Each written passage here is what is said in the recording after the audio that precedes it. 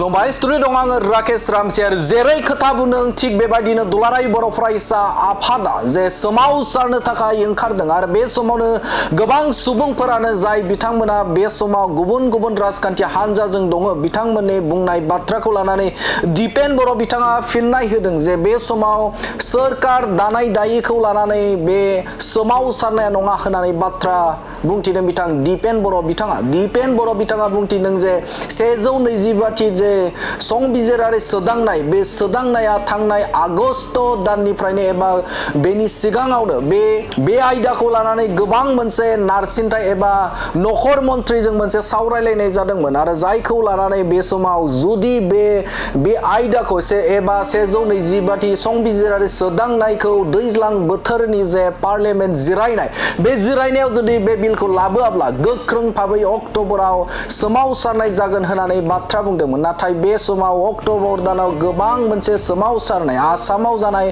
जेंना आरो बेनि अनगायैबो मेघालयआव जानाय जेंना बैफोर जेंनानिफ्राय बे समाव बे बिलखौ लाबोनो हायाखै आरो जायखौ नोजोर बोनानै दुलाराय बर' फरायसा आफादा जेरै बाथ्रा बुंदोंमोन सिगांनि सानाव बुंनाय बाथ्रा बायदिनो बे समाव दुलाराय बर' फरायसा आफादा अक्ट'बर दाननिफ्राय सोमावसारनो थाखाय सिगांनि समाव बिथांखि लानाय बायदि सोमावसारनो थाखाय ओंखारदों होननानै रोखा बाथ्रा बुंथिदों बिथां दिपेन बर' बिथाङा सिगाङाव बुंनाय एबा दिपेन बर'आ सिगां बाथ्रा बुंनायखौ नोंथांमोननि गेजेराव गिबियावनो होग्रोनो थाखाय आखायाव लादों। আমি গৃহমন্ত্ৰী ডাঙৰীয়াক জুলাই মাহত লগ ধৰিছোঁ, গৃহ সচিবক আগষ্ট দানত লগ ধৰিছোঁ।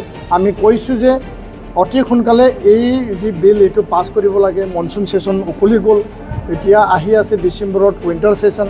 তাৰ আগে আগে নিখিল বড়ো ছাত্ৰ সন্থাই এই বিলটো যিকোনো বিনিময়ত পাছ কৰাৰ কাৰণে আমি দাবী জনাই পেলাই গণতান্ত্ৰিক আন্দোলন আমি আৰম্ভ কৰিম বুলি আমি কেন্দ্ৰীয় চৰকাৰক আমি জনাই আহিছোঁ। ইয়াত কোনো বেয়া পোৱাৰ কথা নাই, আমাৰ দাবী আমাৰ আবেগ অনুভূতি আমি ৰাখিছোঁ। बिथां दिपेन बर' बिथाङा बुंथिदोंमोन जे सिगांनि सानाव जे होम सेक्रेटारि बिथां गबिन महन बिथांजों बा बिथांखौ लोगो हमनानै जे 125 संबिजिरारि सोदांनायनि बाथ्राखौ रोखा बाथ्रा बुंथिदोंमोन आरो बेवहायनो बुंना फैदोंमोन एबा बिथांमोना सावरायदोंमोन जे बे बिथांखिखौ जुदि लायाब्ला एबा बे 125 जे संबिजिरारि सोदांनायखौ जे पार्लियामेन्ट जिरायनाय एबा दैज्लां बोथोरनि जे पार्लियामेन्ट जिरायनाय बेवहाय जुदि लाबोआब्ला बे समाव सोमावसारनाया जागोन होननानै बाथ्रा बुंथिदोंमोन। मानोना डिसेम्बर दानाव बे समाव गोजां बोथोरनि पार्लियामेन्ट जिरायनाय जागोन आरो बे जिरायनायाव जेरैखि जाया बेखौ लाबोनो थाखाय बे समाव आन्थोर जयै सोमावसारगोन होननानै बिथां दिपेन बर' बिथाङा गावनि अफिसियेल फेसबुक पेजनि गेजेरजों बिथाङा रोखा बाथ्रा बुंथिदोंमोन आरो जाय बाथ्राखौ लानानै बे समाव समाजारि बिजोङाव गोबां राजखान्थि दोलोफोरानो एबा बिपिएफ राजखान्थि हान्जानि मददगिरि बिथांमोना बाथ्रा बुंदोंमोन एबा बिथांमोना बुंथिदोंमोन जे बे समाव बे मोनसे नाटक एबा सरकार दागोनखौ मिन्थिनानै बे समाव सोमावसारनो ओंखारदों होननानै बाथ्रा बुंनायखौ लानानै बिथां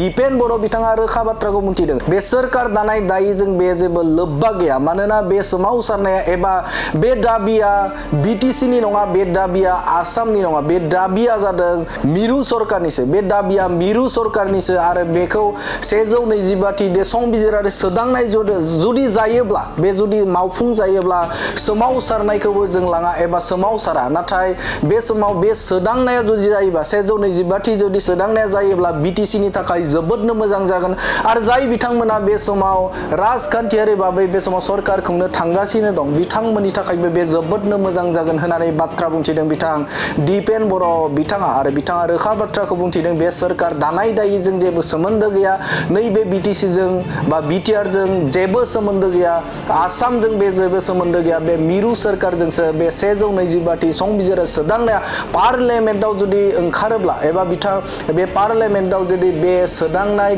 बिलखौ जुदि लाबोनो हायोब्ला बिटिआर ओनसोलनि थाखाय एबा बिटिसि ओनसोलनि थाखाय जोबोदनो मोजां होननानै बाथ्रा बुंथिदों बिथां दिपेन बर' बिथाङा।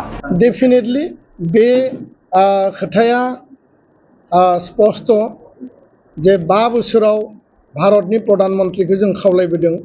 बिथांमोना जेब्लाबो बुंबोदोंमोन जे जों नेक्स्ट सेसनाव 125 एमेन्डमेन्टखौ लाबोगोन आरो बे समावनो त्रिपुरानि जेंनाया फैबाय, माब्लाबा मेघालयनि जेंनाया फैदों, माब्लाबा मिज'रामनि जेंनाया फैदों, आसामनि कार्बि डिमासा आरो बड'लेण्ड बेयाव आसाम सरकारा बुंदों जोंहा कुनु डिमट गैया।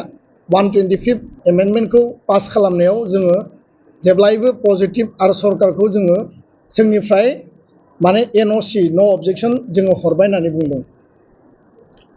फैयै फैयै 5 बोसोराव जोङो लुबैदोंमोन जे बे एकर्डनि 125 एमेन्डमेन्टआ पास जानांगौ। नाथायबा थांनाय मनसुन सेसनाव बेखौ बिलखौ पास खालामगोन होननानै गृह मन्थ्रिया बुंसेयावबो गोबां माखासे सेसनाव दावराव दावसि जानायनि थाखाय माने बे बिला फैदिया। बेखायनो जोंनि दाबिया जाहैबाय फैबाय थानाय विन्टार सेसन डिसेम्बर दानाव जानो गोनां जि विन्टार सेसनाव बे बिला पास जानांगौ। आरो गृह सचिब गबिन महन बिथांखौ जोङो थांनाय आगस्ट दानाव लोगो हमनानै जों बुंनानै फैदों बिला जुदि पास जायाब्ला बा बिलखौ जुदि लाबोआब्ला आरो बिलखौ लाबोनायनि तागिदायाव दुलाराय बर' फरायसा आफादा अक्ट'बर दाननिफ्राय आन्दलन खालामगोन होननानै अलरेडि बे आगस्ट दानाव जुलाइ दानाव डिक्लेयार्ड मोनसे जोंनि पलिसि डिसिसन बे जोंनि थांखि। आरो बेखायसो नैबे बिसायख'थि जोबनाय बिसायख'थि बारलांनाय बिनि रिजाल्ट फैनाय बेजों जेबो सोमोन्दो गैया। दुलाराय बर' फरायसा आफादा गावनि अन कर्स अफ एक्सनाव खामानि मावदों। 125 एमेन्डमेन्टखौ लाबोनांगौनि पास खालामनांगौनि जि आन्दलन गणतान्त्रिक आन्तर्जयी जि आन्दलन बियो BTC BTR सरकारनि एगेन्स्टआवबो नङा। कारन बे एमेन्डमेन्टआ बड'लेण्ड सरकारनि आवथायावनो गैया, एक्टियारावनो गैया। बे जाहैबाय भारत सरकारनि एक्टियारनि मेटार, भारत सरकारनि पलिटिकेल डिसिसननि मेटार। जोंनि आन्दलना भारत सरकारनि खाथियावसो जागोन, भारत सरकारखौ नारसिनना दाबि दैखांनानैसो जागोन। बेयाव हाग्रामा महिलारि बिथाङा सरकाराव फैनाय, बिथाङा सरकार दागोन, बिथाङा सरकार सालायगोन बेजों सोमोन्दोआनो गैया। आरो बे मेटारा हाग्रामाजों माने फैयानोखा। बे मेटारा जाबाय भारत सरकारखौ दाबि दैखांनानै जोंनि अधिकारखौ संबिधानिक जि मर्यादाखौ मोननांगौनि थाखाय भारत सरकारखौ नारसिननानै दाबिनायनिसो मोनसे आन्दलन जागोन। बेखौ मानसिफोरा भुल आरो गोरोन्थि बुजिनानै बे बुंनाय बाथ्रा। आरो जुदि बिला फैयोब्ला जों आन्दलन खालामनो गोनां गैया। बेखौ आल्टिमेटलिथ' सरकारानो मावहैनांगोन, काउन्सिल सरकारानो मावहैनांगोन आरो बिनि सुबिदाखौ बिथांमोनानो मोनजागोन। बे खोथाया गासिबो स्रा स्रा स्पष्ट। गोजोन्थों।